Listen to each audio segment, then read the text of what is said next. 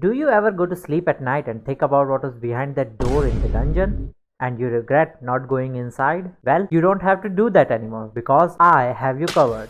In this video, I am going to explain everything you need to know about the graveyard dungeon. So let's start. The first thing you need to enter the dungeon is a party, which you can create or join by talking to this manager Mushana. If you want to go solo, create a party and close it.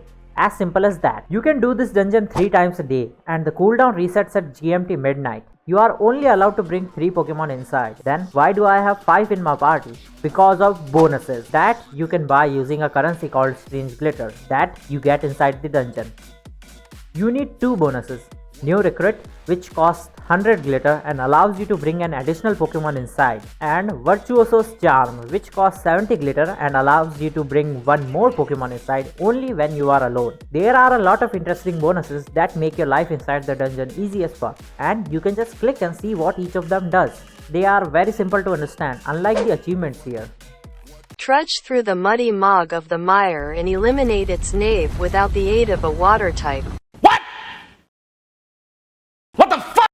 You probably won't understand these till you are familiar with the dungeon, so let's go inside.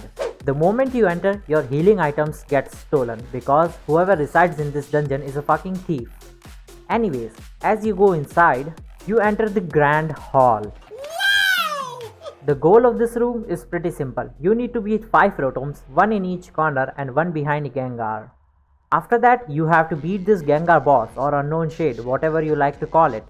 And there are as always wild Pokemon that you need to avoid, namely Noivern, Haxorus and Hydreigon statues.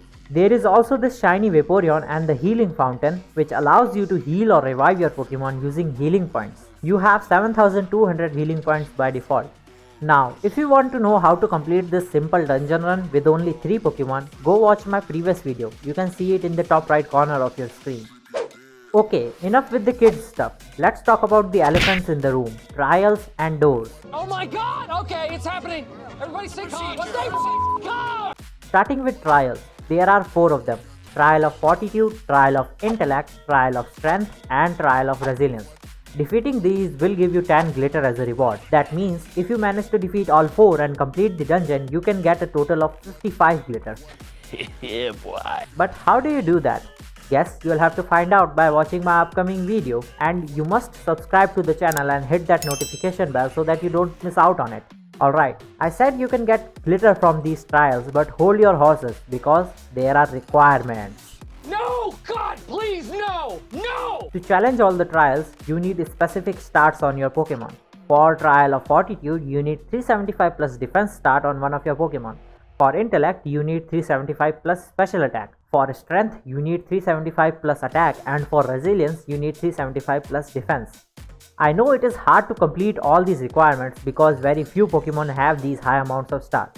But that's where bonuses come in. There are bonuses called Elixirs which give all of your Pokemon 75 additional stats out of combat. That means if you buy Attack Elixir which costs 20 glitter, then you can challenge Trial of Strength with a Pokemon having 300 plus attack stats. And remember, these elixirs only increase stat out of combat. By the way, these Dedenne give you a random status healing berry if you defeat them, but if you buy better berries bonus, you get a lump berry.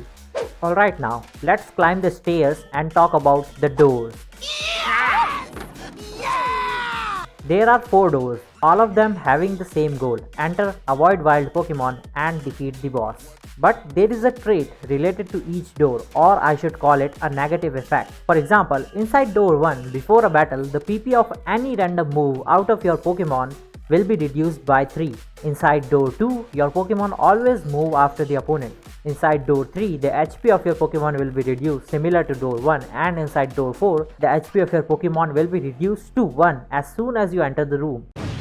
But there is a way to prevent all these negative effects, and that is by bringing a specific type of Pokemon inside each door. Door 1 requires a fire type Pokemon, door 2 requires a water type, door 3 needs a grass type, and door 4 requires a fairy type. Also, there are Starius inside that give you 2 glitter when interacted. Other than that, there is no point in entering these doors with a party, but going solo is a different story. Remember the achievements? They can only be completed solo, and there are 2 achievements related to each door. They are very similar to each other. For example, to complete Rolls Lazily achievement, you need to complete door 1 without the aid of a fire type Pokemon.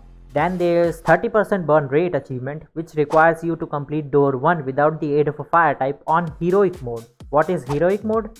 It is just a harder difficulty that unlocks after you complete a door. Now, you must be thinking, you need a fire type to prevent the negative effects, but you can't bring a fire type to complete the achievement. How is that possible? That is where, you already know it, bonuses come in.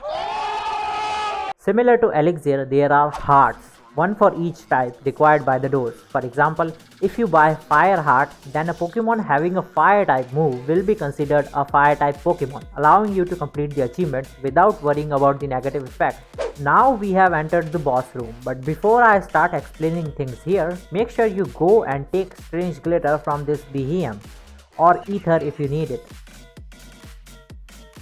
This boss room is not complicated at all. There are just battles from this point on. You have to interact with this mistress of the manse and then find the real one out of 8 Gardevoirs. After that, battle the mistress. Then appears 4 Crobats. You have to defeat them.